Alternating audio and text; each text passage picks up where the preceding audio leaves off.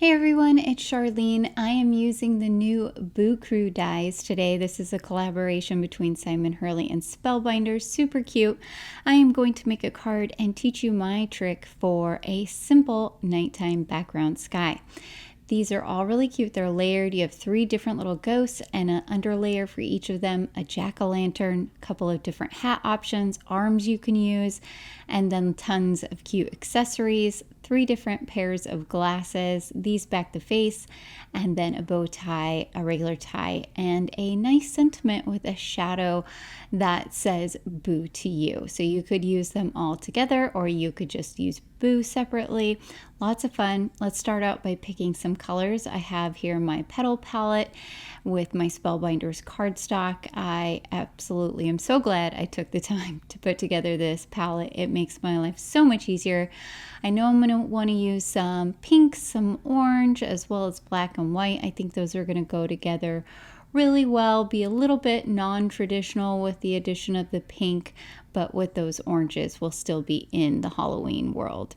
So the question is, do I want to go with a light peach, which would be Bellini, or do I want to go with blush, which is a light pink? So I end up going with blush, but I think either one of those could work really well for this card.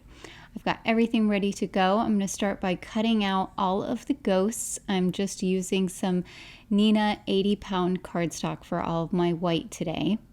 I cut out all the different parts and now I'm going to cut out the base and the handle as well as the jack-o'-lantern. I'm using carrot cardstock as well as some pitch black cardstock here. Cutting out the bow tie, and I'm going to cut this out from carrot, but I'm also going to cut it out from the blush cardstock. This is a tip. Cut in different colors while you're busy die cutting. These dies that I'm cutting out right now back the face of the ghosts as well as some little details for the hat. I'm going to cut these out in black. The top hat and the bowler hat, the main portion, I'm going to cut these out of the blush. Then the cute little glasses. Oh my gosh, you guys, they are adorable. Wait till you see them finished. I'm cutting these out from both black and blush. Spoiler, I end up going with the black on that one. This die also cuts out the little cheeks, so I'm going to be using the cheeks from the blush. I'm cutting out the sentiment from both blush and white because I'm not sure which is going to work best for the background. And I really love doing this because it gives you options when you're putting your sentiment down on your card. Our ghosts are going to layer on each other like this, and there are a couple of different options to add dimension to your ghost. You could color with some Copic markers in a warm or a cool gray. You could cut out gray cardstock if you want to make your life easy. If you want to have something a little more natural, you can ink blend. So I have a little detail blending brush here. I'm using some granite ink and I'm just lightly blending on that base layer of the ghost. So that way when I layer my ghost on top of it, you're going to see that nice shading underneath there to give us that 3D look. So I'm going to do that with the 3 different base layers for the ghosts. So a little bit of shadow just in those areas where it's going to show through underneath the top layer of the ghost. Finish that up. So now I will add some glue here to the back of each of the ghosts just on the bottom because that's the only area where I need to adhere that base layer underneath. And these line up super easy just along the bottom of the ghost, and it looks so cute with that extra little added detail. Such a smart idea on Simon's part there. So doing the second ghost here, I'll layer it as well. Then I'll layer up my third little ghosty as well. These look super cute as is, but if you want to give them even more dimension, you can always go around the edges of the ghost. So I'm going to bring in that same granite ink, getting just a tiny bit on my brush, working it into the bristles, and then I'm going to run it along the edges of each of the ghosts. Cute ghosties are done. Now I have the little face backing layer. These are just cut, like I said, from pitch black cardstock. All I need to do here is add a little bit of glue around the mouth as well as the eyes on the back of each of the ghosts, and then it's going to just pop right on the back and super easy, doesn't take up much space. You could even do this with colored cardstock. You could all have them with like purple or orange or something like that, and that would look really cute as well. Depending on the look you're going for, you can also add a little bit of shading in those front indentations on the die. So that's where kind of you have the indication of the fabric, or in this case, the vapor, I guess, right, of a ghost.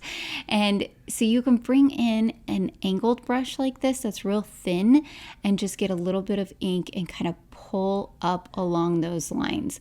You don't have to do very much at all to really get some depth in there. So I'm doing just very, very light shading. So there's the finished ghosties. It's subtle, but I think that shading added something for sure.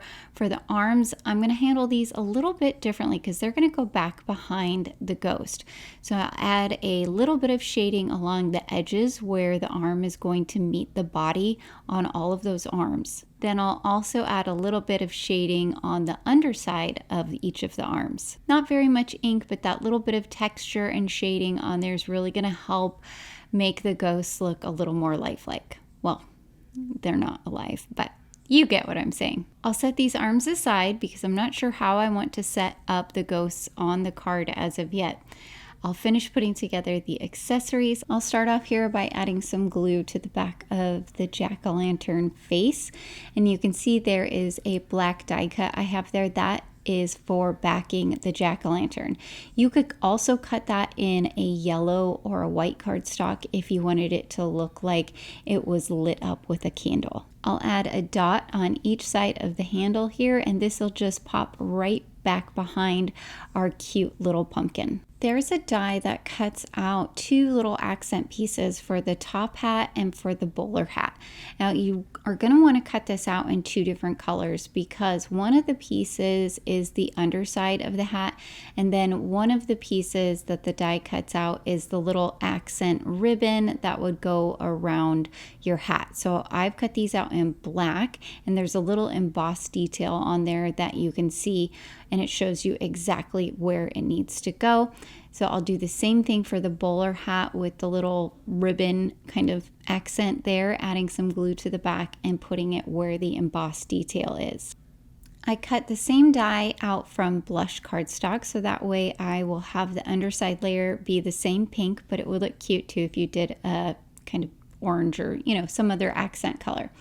I'm doing a dry run here. I think I have a decent idea of where I want everything to go. I wanted to point out you can use this little bow to make the ghost look like a cute little girly ghost if you wanted to, which is fun. I toyed with the pink glasses, but like I said, I ultimately decided to go with the black. I felt like with the pink hats as well as the sentiment that the black glasses were really the way to go with this. To give some symmetry here, I've got two orange die cuts, and then I've got a triangle formation with the pink die cuts, so I think that works together really well.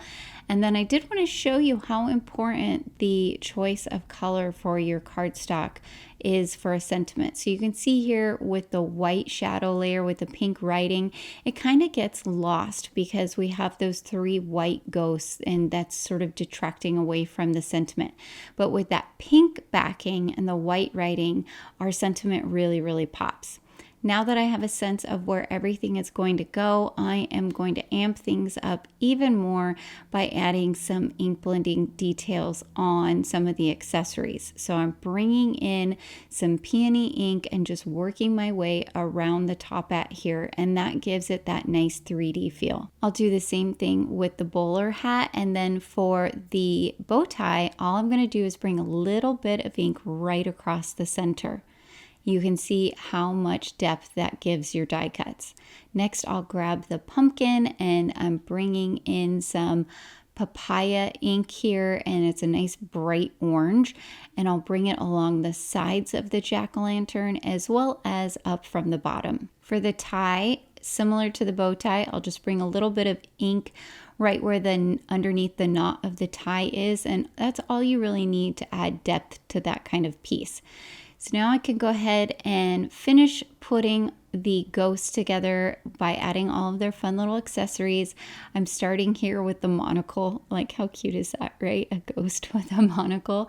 I was giggling while I was putting this together. I'm going to put it right over the right hand eye there, and then I know kind of where I want the arms to go just based on the dry run of how I set everything up on my card base. So I'm dotting some glue along the arms, and then I'm going to just place my ghost over the top. That makes things a lot easier. I can pick up the arms, and then the glue's wet, right? So it gives me a little bit of time to manually wiggle them around if I want to. Add some glue to the back of the tie here, and it's going to go right around where the ghost neck would be. And now for the hat. That added accent layer that they have is really quite brilliant, I think, because it helps to make the hat sit perfectly on the ghost's head. So I'll add some glue to the back of the ghost and then put it over the hat, and then I can take that little accent layer and I'm going to put that over the front. I am going to add my little cheeks with just a dot of glue, and then I'll use a wax pickup tool to make my life a lot easier and add those cheeks on there. Now I knew that this ghost, his cheeks wouldn't be blocked by any of the accessories, so that was fine to wait until I was done. But you're going to see on the other ghost, I'm going to go ahead and add the cheeks first because the glasses are going to cover where the cheeks are at. Added those cheeks, putting some glue on the glasses, and how cute. Oh, I want to be friends with this ghost, right? Add some glue on the back of our bow tie, pop that down right where his neck would be as well. And now we're moving on to our third little ghost. A couple dots of glue for the cheeks, adding some glue here to the back of the glasses and layering those on. And same thing with the arms, just adding a couple of dots of glue along the arms, and then I can use my ghost to pick up those arms to make sure I get that nice placement. Put some glue on the back of the head for the top hat. Then I can just lay our ghost over the top hat, and then adding the glue again to that underside layer. It looks like the bottom of the front of the brim of the hat. So hopefully that makes sense as you're seeing it. For the jack-o'-lantern, I want it to hang on the ghost's arm. So I'm actually going to glue it to the ghost's body. So you don't always have to glue where you're wanting things to be attached. Look and see what other areas you can glue on. So I knew I wanted it hanging over the arm. Was much easier just to glue it to the body. Now I'm adding glue to the back of the white sentiment, and I have a paper towel there. This is a tip for you. If you are going to be gluing really tiny things like this and you want to make sure you don't get any glue that's kind of squishing out around the edges, just tap it off onto a paper towel or a tissue before you put it onto the shadow layer. Then you don't have that glue. It still adheres really well and you don't have any issues. We need to create a fun and easy nighttime sky now. So I have here this great background stencil for creating scenes, and it has this lovely edge that creates clouds. I'm just going to put it right over a piece of pitch black cardstock, and I'm going to use some Hero Arts Unicorn Pigment ink. This is my favorite white pigment ink. It is so concentrated and shows up with just a little bit of ink. So I've barely put any on my brush, and I'm ink blending from the stencil onto the cardstock in small little swoops. I don't want to put too much on at once because then it can look streaky. I want it to have a really nice ethereal kind of glow to it. And you could shift your stencil and do more clouds. I'm going to go ahead and flip mine over on each different layer that I do so that it alternates and kind of shift it around just a little bit as I'm going in. So again, just a tiny bit of ink on there. You can see I'm barely holding onto my brush because I really want this to go on there nice and light. And it's because you're working with such a dark cardstock. When you're working with a dark cardstock like this, that pigment ink, you don't need much really. So I'm doing a third layer here, and then I'm going to bring some pigment ink all the way around on the edges. That'll kind of create our scene, give us a little bit of framing. I did decide I wanted to bring down one more layer of cloud, so I'm going to do that here as well. The nice thing about white pigment ink is it is super forgiving, and all you need to do is add some clouds to a background right there. You don't have to add a bunch of extra stuff. If you really wanted to, you could come in and do some like spritzes or splats of different colors and kind of make it a little bit more fun or funky. I'm leaving it as is. I've added foam squares to the back of my sentiment as well as to my ghosts here, and I'm popping them up on the front of the card. This card though would look really cute with it just being flat. I feel like because there's so much dimension in the ghosts and you have all of those cute little accessories, that using foam squares or foam tape really is kind of a personal preference kind of thing. I always use foam. You guys know that. So, but you don't have to, right? So now I'm going to add some glue here to the back of our completed panel, and I will add this on top of an A2 sized card base. The last thing I'm doing here is I have added a couple of these really sweet like holographic stars to the back. I think like it just added a little bit of shine and bling. I am in love with this card. I think it's super cute. I hope that you all picked up some tips and tricks today and that you are inspired to work on some fun nighttime backgrounds. Please be sure to like and subscribe as well as hit that notification bell so that I can continue to bring you more crafty content in the future. Until next time, happy crafting.